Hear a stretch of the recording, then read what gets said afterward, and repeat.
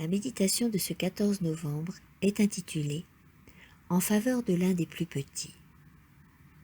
Et le roi leur répondra « En vérité, je vous le dis, dans la mesure où vous avez fait cela à l'un de ces plus petits de mes frères, c'est à moi que vous l'avez fait. » Matthieu 25, 40.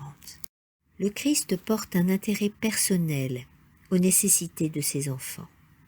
Il considère toute négligence ou tout manque d'intérêt pour leurs besoins comme un affront fait directement à sa propre personne, et toute attention portée aux besoins de l'un des plus humbles de ses frères comme un bienfait qui lui est personnellement accordé. Il a dit « Car j'ai eu faim et vous m'avez donné à manger, j'ai eu soif et vous m'avez donné à boire, j'étais étranger et vous m'avez recueilli. Dans la mesure où vous avez fait cela à l'un de ces plus petits de mes frères, c'est à moi que vous l'avez fait. » Versets 35-40.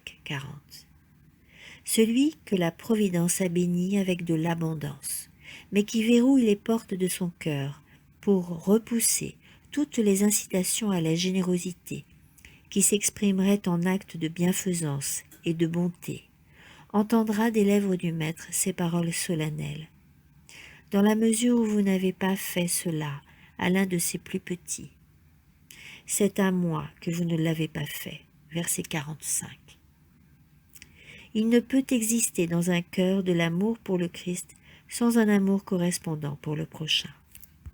Le bien-être tant physique que spirituel est affecté par l'oisiveté. Le paresseux, l'égoïste, qui ne vit que pour lui seul, est toujours insatisfait tant de lui-même que des autres. La tristesse et la froideur de l'insatisfaction se reflètent sur le visage. Mais celui qui est ouvert et altruiste et qui, comme son maître, s'identifie à l'humanité souffrante, sera sensible et raffiné en exprimant sa sympathie pour autrui. Il fera toujours montre de courtoisie, de patience et de gentillesse, et sa présence sera toujours une source de joie et de bénédiction. Son visage brillera de l'éclat de la véritable bienfaisance. Ceux qui se dépensent sans compter pour n'assurer que leur propre bonheur sont malheureux. Ceux qui pratiquent l'oubli de soi au profit des autres réfléchissent sur leur propre cœur la lumière et les bénédictions qu'ils dépensent autour d'eux. Tout ce que nous possédons nous a simplement été confié.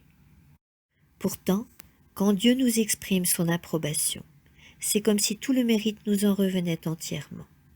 C'est bien, bon et fidèle serviteur. Ce n'est pas la grandeur du travail réalisé, mais l'amour et la fidélité qui l'accompagnent qui nous gagnent l'approbation du Sauveur. Amen.